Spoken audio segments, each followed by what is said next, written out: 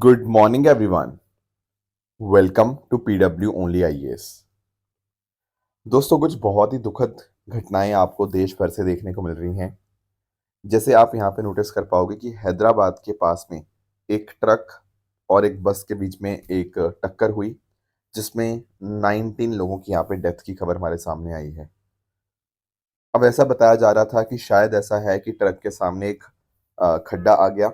उस खड्डे से थोड़ा सा बचने के लिए जब ऐसे ही उसने अपने ट्रक को मोड़ा, तो जाके वो सीधा बस के साथ टकरा गया, जिस वजह से इतने ज़्यादा लोगों की हमें डेथ देखने को मिली। और ये सिर्फ एक स्टेट की घटना नहीं है, यहाँ ऐसी घटनाएं पूरे देश भर में देखने को मिल रही हैं। जैसे अगर आप नोटिस करोगे, जयपुर के अंदर भी एक ट्रक की वजह से 17 व्हीकल्स हिट हुए, जिसमें 14 लोगों की डेथ हुई। सिमिलरली आंध्र प्रदेश के अंदर 6 लोगों की डेथ हुई है, जब दो सेपरेट व्हीकल एक्सीडेंट्स हुए हैं।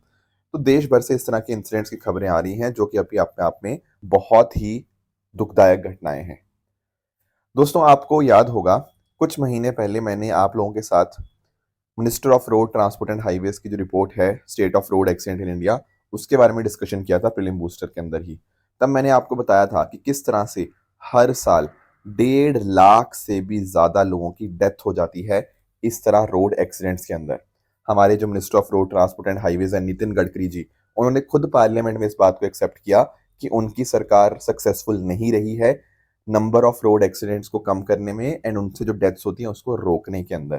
तो दोस्तों इंपॉर्टेंट ये बन जाता है कि इनके पीछे के कारण को हम बहुत अच्छे ढंग से एनालाइज करें। देखो, डेफिनेटली सबसे बड़ा जो कारण है ना रोड एक्सीडेंट्स का, वो ओवर स्पीडिंग ही है।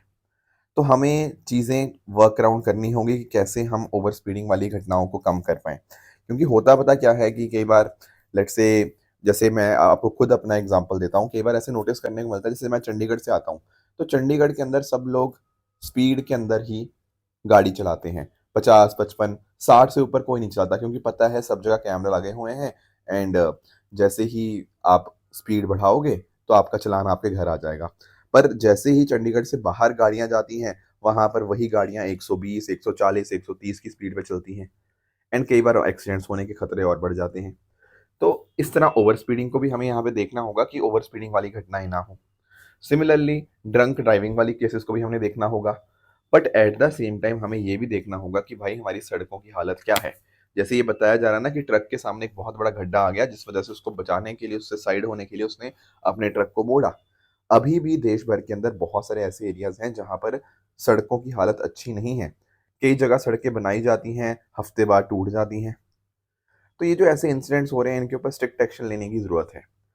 इनफैक्ट अगर हम बात करें, तो मैं आपको खुद एक एग्जांपल देता हूँ। अभी कुछ दिन पहले मैं गाजियाबाद में था। गाजियाबाद के कुछ एरियाज में कई सालों से सड़कें नहीं बनी, बट अभी पिछले हफ्ते वहां पे प्रेसिडेंट जी का विजिट हुआ। योगी आदित्यनाथ भी थे और भी इसके अलावा कई और बड़े बड़े पर्सनैलिटीज यहाँ पे आए थे एक हॉस्पिटल के इनॉग्रेशन के लिए। उस इनॉग्रेशन से एक दिन पहले गाजियाबाद की सारी सड़कें बन गई। तो भाई क्या मतलब, सड़कें सिर्फ और सिर्फ पॉलिटिशियंस को दिखाने के लिए हैं कि हाँ यहाँ देखो कितना यहाँ पे डेवलपमेंट हो रहा है? क्या आम लोगों की कोई नहीं सुनता? तो हमें एक ओवरऑल होलिस्टिक अप्रोच यहाँ पे डेवलप करनी पड़ेगी, ताकि इस तरह के एक्सीडेंट्स कम से कम हो। उसमें रोड इंफ्रास्ट्रक्चर को भी अच्छा करना है। कई जगह के ऊपर इस तरह से आपके शार्प कट्स होते हैं, राइट? वहाँ हमारी जो रोड इंजीनियरिंग है उसको बेहतर करना होगा। हमारे जो व्हीकल्स होते हैं, उनके सेफ्टी क्रैश टेस्ट जो होते हैं, वो हमें यहाँ पे स्ट्रेंथन करने होंगे, ताकि ऐसी गाड़ियाँ आए, अगर मान लो एक्सीडेंट हो भी तो काफ़ी वो सेफ गाड़ियाँ मानी जाए। Plus at the same time हमारे पास कानून की कमी नहीं है, हमारे पास रूल्स बहुत सारे हैं। मोटर व्हीकल हमें एक्ट हमारे पास है, पर उनको इम्प्लीमेंट भी तो किया जाना चाहिए। आप बोलते हो कि हमारे फाइन्स बढ़ गए हैं, हमने फाइन इतना ज़्यादा कर दिया, पर फाइन लगाने वाला, चालान लगाने वाला भी तो कोई होना चाहिए, ना कि ये कि किसी को 200 रुपये दे के, 500 रुपये दे के आप बच जाओ।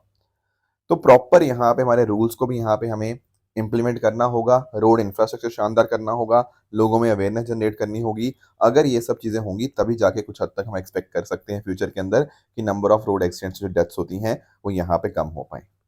दोस्तों डेट है आज की 4 नवंबर 2025 एंड आप सभी का स्वागत है आज के प्रीलिम बूस्टर न्यूज़ डिस्कशन में।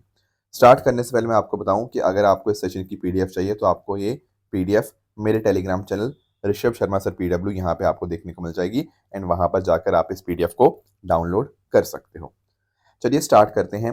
पहला जो टॉपिक हमें डिस्कस करना है वो CMS 03 के बारे में है। Let us try and understand. देखो, इसरो ने ना सक्सेसफुली लॉन्च किया है CMS-03 कम्युनिकेशन सैटेलाइट को, एंड इसको लॉन्च करने के लिए हमने LVM-3 M5 व्हीकल का हमने यहाँ पे इस्तेमाल किया है। अब ये अपने आप में इंपॉर्टेंट पता क्यों हो जाता है, प्लीज इस बात को अंडरस्टैंड करना। ये जो कम्युनिकेशन सैटेलाइट CMS-03 इसका नाम है, जो हमने लॉन्च की है ना, ये इसरो ने ही करी है। इसका मीनिंग क्या है? देखो, ये अपने आप में बहुत ही भारी सैटेलाइट है। अभी तक पता क्या होता था, इतनी भारी सैटेलाइट को लॉन्च करने के लिए हम दूसरे देशों के ऊपर निर्भर होते थे।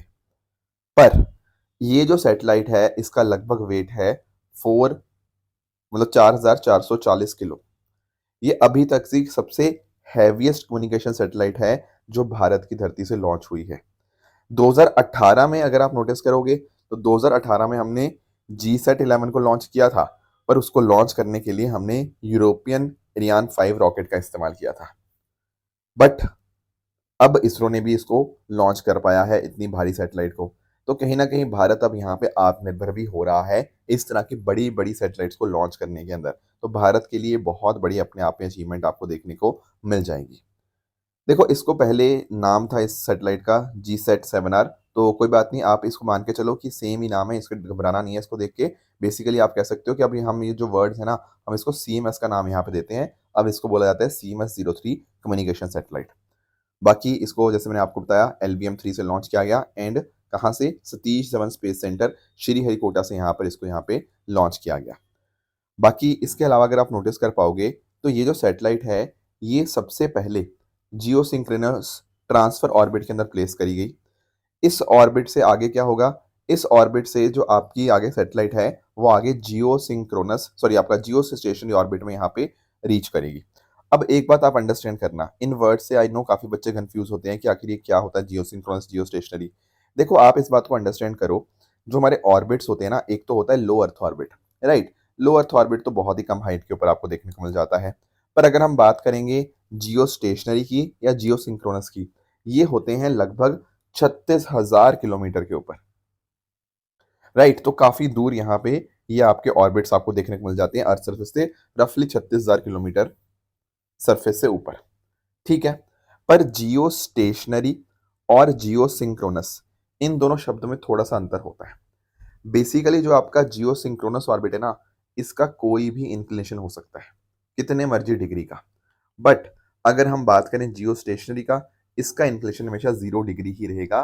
बेसिकली ये एक इक्वेटेरियल ऑर्बिट है, और इसी वजह से 0 डिग्री होने की वजह से आपका जो सैटेलाइट की पोजीशन है, वो फिक्स रहती है एक पर्टिकुलर पोजीशन अर्थ सरफेस के कॉन्टेक्स्ट के अंदर। पर अगर हम बात करेंगे जियो सिंक्रोनस की, तो यहाँ पर सैटेलाइट की पोजीशन स्काई के अंदर यहाँ पे चेंज होती रहती है। तो आप ऐसा कह सकते हो कि जियो सिंक्रोनस ऑर्बिट जो होता है, वो एलिप्टिकल हो गया या इंक्लाइंड आपको देखने को मिल जाता है। पर जियो स्टेशनरी अपने आप में एक सर्कुलर होता है, और ये 0 डिग्री इंक्लिनेशन पे होता है। ये फर्क आपको पता होने चाहिए, ठीक है। आप ऐसा भी कह सकते हो कि जो जियो स्टेशनरी ऑर्बिट है ना, वो एक तरह का जियो सिंक्रोनस ऑर्बिट ही है, बस उसका जो इंक्लिनेशन है वो 0 डिग्री हो चुका है, ठीक है ना। तो आप ऐसा कह सकते हो कि जितने भी जियो स्टेशनरी है, वो जियो सिंक्रोनस का एग्जाम्पल है, बट उसमें एंगल 0 डिग्री होना चाहिए। तो अब ये जो कम्युनिकेशन सैटेलाइट हमने यहाँ पे करी है, ये आगे हम देख नोटिस कर पाएंगे कि जियो स्टेशनरी ऑर्बिट में इसको प्लेस कर दिया जाएगा, जो कि अर्थ से लगभग 35,786 किलोमीटर के ऊपर है। और इसका वेट मैंने आपको बता ही दिया। इस सैटेलाइट का जो वेट है, वो 4,400 kg आपको देखने को मिलेगा, जो कि भारत की धरती से लॉन्च की जाने वाली इसरो के द्वारा हैवीएस्ट कम्युनिकेशन सैटेलाइट आपको देखने को मिल जाएगी। अब इस पर्टिकुलर जो सैटेलाइट का इस्तेमाल होगा, इससे कहीं ना कहीं भारत की जो नेवी है, उसको बहुत ज़्यादा शानदार आपको हेल्प मिलेगी। बेसिकली इसका नेवी ही मेजर इस्तेमाल करेगी। आप लोग जानते होंगे इंडियन ओशन रीजन के बारे में। इंडियन ओशन रीजन में शिप्स को लिए सबमरीन्स, एयरक्राफ्ट्स, कोस्टल स्टेशंस, इन सब के अंदर कोऑर्डिनेशन बनाने के लिए अच्छा रिलायबल कम्युनिकेशन सैटेलाइट हमारे पास होना चाहिए था, एंड वही काम करेगा CMS-03।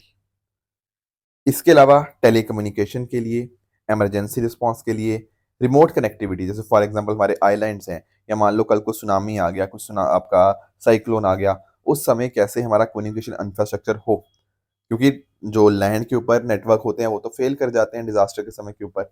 पर ये जो सैटेलाइट है हमारे इंफ्रास्ट्रक्चर को, बेसिकली जो कम्युनिकेशन इंफ्रास्ट्रक्चर है उसको मेंटेन करने के अंदर हमारी बहुत ज़्यादा हेल्प करेगी। बाकी इसके अलावा अगर आप नोटिस कर पाओगे, इसको 15 साल की लाइफ के कॉन्टेक्स्ट में यहाँ पे बनाया गया है, ठीक है? एंड इसके अंडरस्टैंड कर सकते हो आप यहाँ पे कि काफ़ी अच्छी-अच्छी आपको डाटा सर्विस आपको देखने को मिल जाएगी। इसका सिग्निफिकेंस इस लॉन्च की यही है कि भारत भी अब बड़ी-बड़ी सैटेलाइट इस तरह से लॉन्च कर पाएगा, जैसा हमने यहाँ पे नोटिस भी किया। इसके अलावा अगर हम बात करें, इसरो ने ना अपने ओपीजी को एडजस्ट किया। मैं आपको समझाता हूँ। यहाँ पर भी ये वर्ड आया, इसका आप मीनिंग समझना। होता पता क्या है? 2 वर्ड्स आपको देखने को मिलते हैं, एक है पेरिजी और एक है ओपोजी। पेरिजी होता है आपका सबसे पास वाला पॉइंट। देखो जैसे फॉर एग्जांपल अगर हम बात करें कोई सैटेलाइट धरती से कितनी दूर है, वो होता है पेरिजी। अगर जो सबसे पास वाला पॉइंट अगर आपने देखना है, अगर सबसे दूर वाला पॉइंट देखना है, उसको बोलते हैं ओपीजी। जैसे अगर हम बात करें ना मून की, तो मून का भी होता है कि मून का सबसे पास वाला पॉइंट कौन सा है जो धरती का सबसे क्लोजेस्ट है, उसको पेरिजी बोल देते हैं, दूर वाले को हम ओपीजी बोल देते हैं। तो दरअसल में ना इतना बड़ा पेलोड था, इसको मैनेज करने के लिए हमने क्या किया, हमने जो आपका ओपोजी वाला डिस्टेंस था उसको यहाँ पे 36,000 किलोमीटर की जगह 29,970 यहाँ पे एडजस्ट किया। बाकी इसके अलावा अगर हम बात करेंगे आने वाले समय के अंदर जो और हमारे मिशन है, जैसे गगनयान हो गया, उसके लिए हम ये LVM-3 जिसको हम लोग बाहुबली के नाम से भी जानते हैं, इसी पर्टिकुलर लॉन्च व्हीकल मार्क 3 का यहाँ पे इस्तेमाल किया जाएगा। इस पर्टिकुलर LVM-3 को इसरो ने ही यहाँ पे डेवलप किया है एंड इसको पहले हम लोग geosynchronous satellite launch vehicle mark 3 इसके नाम से जानते थे। अब इसका नाम हमने LVM-3 यहाँ पे चेंज कर दिया है। तो चंद्रयान मिशन, गगनयान मिशन, उन सब के लिए यहाँ पे अलग अलग आपको सैटेलाइट्स के अंदर आपको लॉन्च करने के अंदर हेल्प करता है ये जो पर्टिकुलर LVM-3 है। और इसमें 3 स्टेज रॉकेट आपको देखने को मिलेगा, जिसमें सॉलिड, लिक्विड और क्रायोजेनिक फ्यूल इंजन्स हैं।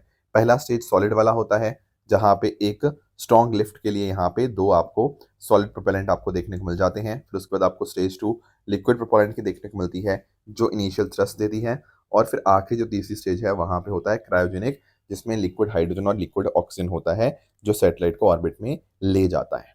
अगर तो लो अर्थ ऑर्बिट तक लेके जाना है तो 8,000 किलो की कैपेसिटी है, और अगर जियो सिंक्रोनस ऑर्बिट तक लेके जाना है तो 4,000। अभी जो हमने मतलब 4,000 4,500 कह सकते हो, तो अभी हमने 4,400 किलो वाली जो थी उसको हमने यहाँ पे प्लेस किया है। तो इसी माध्यम से हमने चंद्रयान 2 चंद्रयान 3 को सक्सेसफुली लॉन्च किया था LVM-3 के माध्यम से ही। प्लस जो crew module atmospheric re entry test 2014 में हुआ था गगनयान के लिए, उसने हमें हेल्प करी थी LVM-3 ने।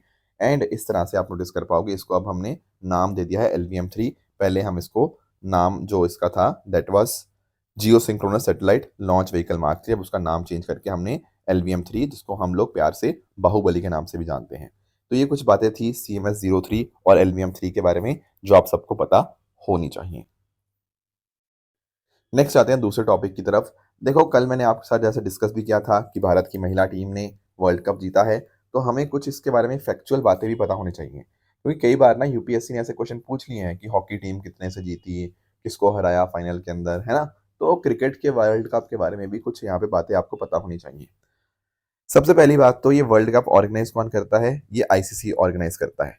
2005 तक ये जो वुमेन्स वर्ल्ड कप था ना, ये ऑर्गेनाइज किया जाता था bye international women cricket council, पर 2005 के बाद इसको आईसीसी इंटरनेशनल क्रिकेट काउंसिल द्वारा ऑर्गेनाइज किया जाने लगा।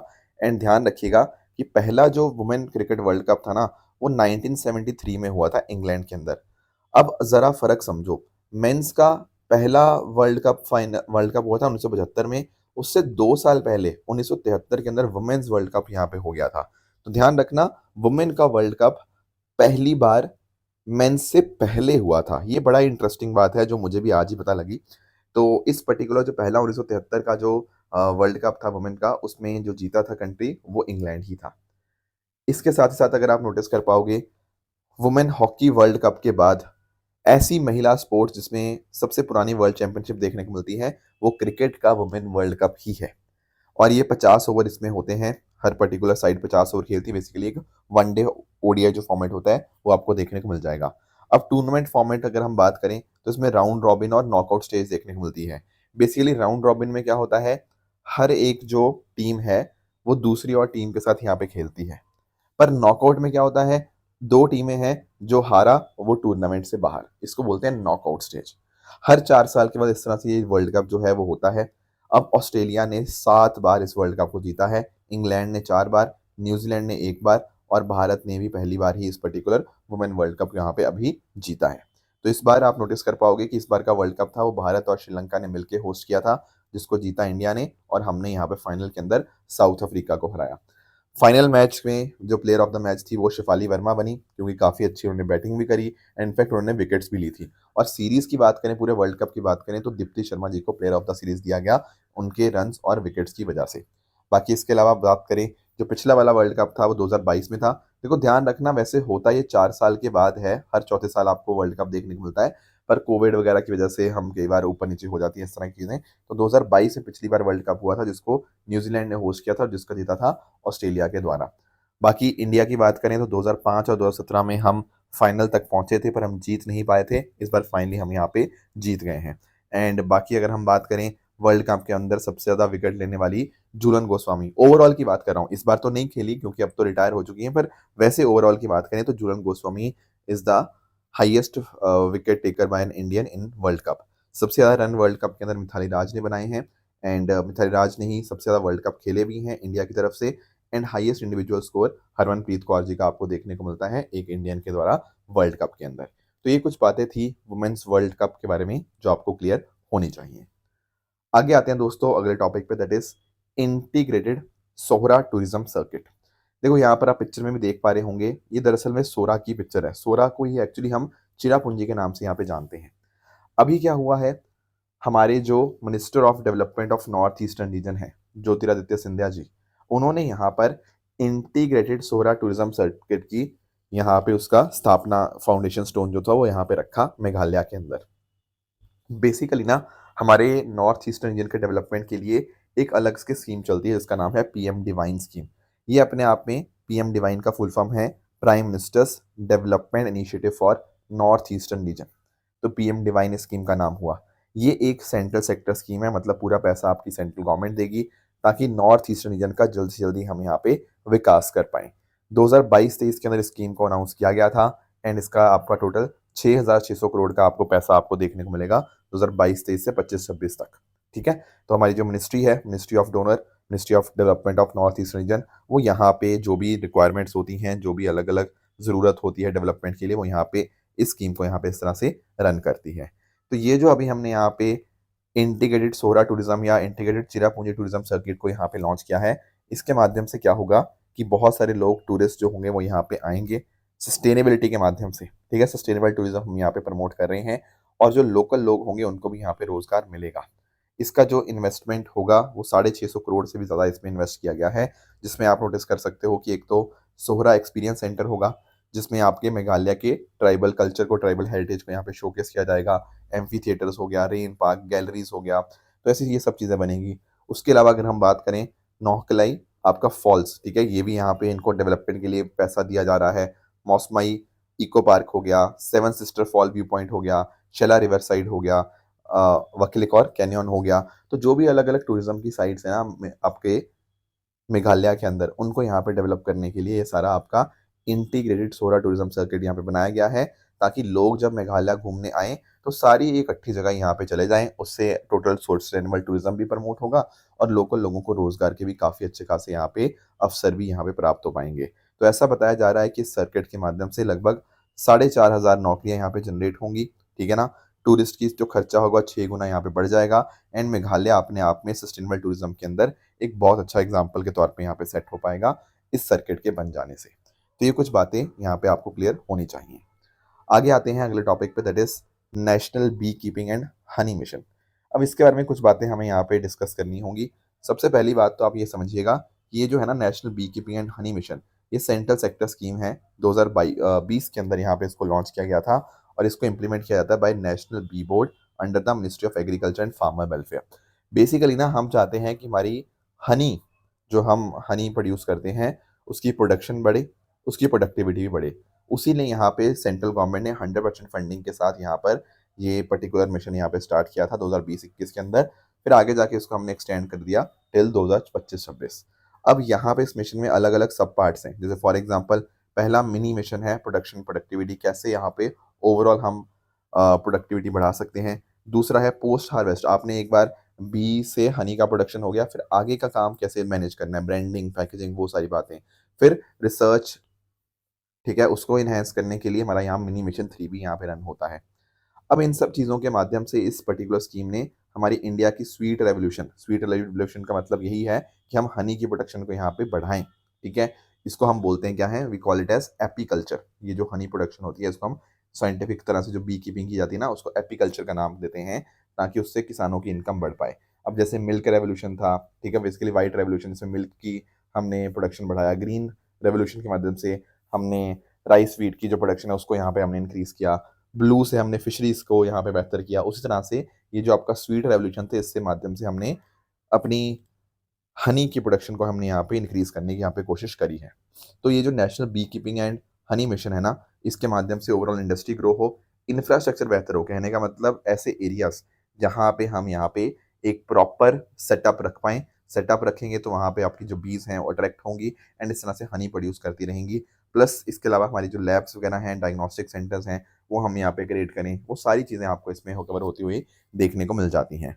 अब ध्यान रखिएगा कि जब हम बात करते हैं ना हनी के प्रोडक्शन की, तो लगभग एक 1.4 लाख मेट्रिक टन हमने हनी प्रोड्यूस किया 2024 के अंदर। एंड इसमें जो मेजर स्टेट्स थी वो Uttar Pradesh followed by West Bengal and Punjab आपको देखने को मिलती हैं।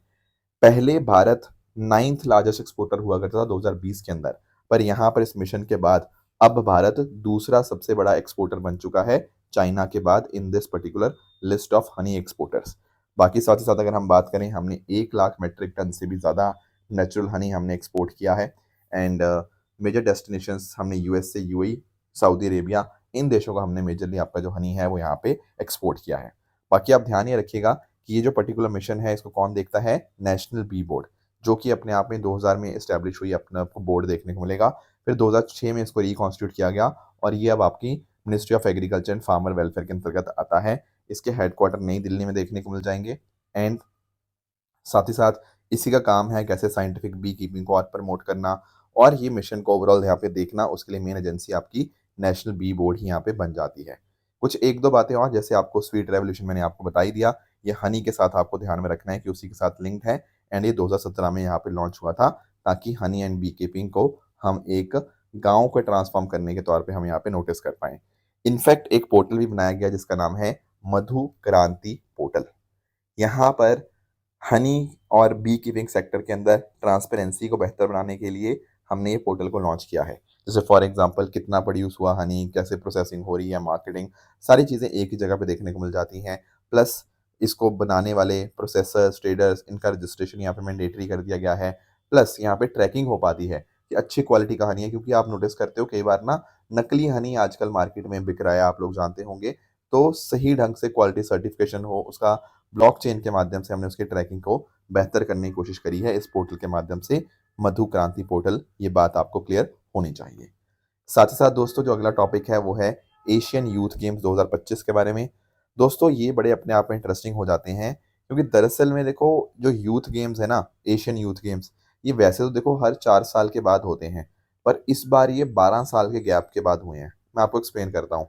देखो एशियन यूथ गेम्स क्या है, 14 से 17 साल के जो यूथ है ना, उनके लिए किए जाते हैं कि एशिया के अंदर कौन यहाँ पे शानदार कर रहा है। तो इसको ऑर्गेनाइज करता है ओलंपिक काउंसिल ऑफ एशिया। ठीक है, तो पहला जो एडिशन हुआ वो सिंगापुर में हुआ 2009 के अंदर। 2013 में 4 साल के बाद नानजिंग चाइना में हुआ। फिर 2017 में होना था, क्योंकि 4 4 साल बाद होता है ना, पर 2017 में नहीं हुआ लॉजिस्टिकल कारणों की वजह से। और 2021 में होना था, वो कोविड की वजह से नहीं हुआ। तो अब जाके 2025 में 12 साल के गैप के बाद आपको ये एशियन यूथ गेम्स होता हुआ देखने को मिला। ठीक है, और डेफिनेटली एशिया में कितना कितना अच्छा यूथ काम कर रहा है उसके हमें एक आइडिया मिला। तो भारत ने इस बार जो परफॉर्मेंस दिया ना, वो बहुत ही शानदार था।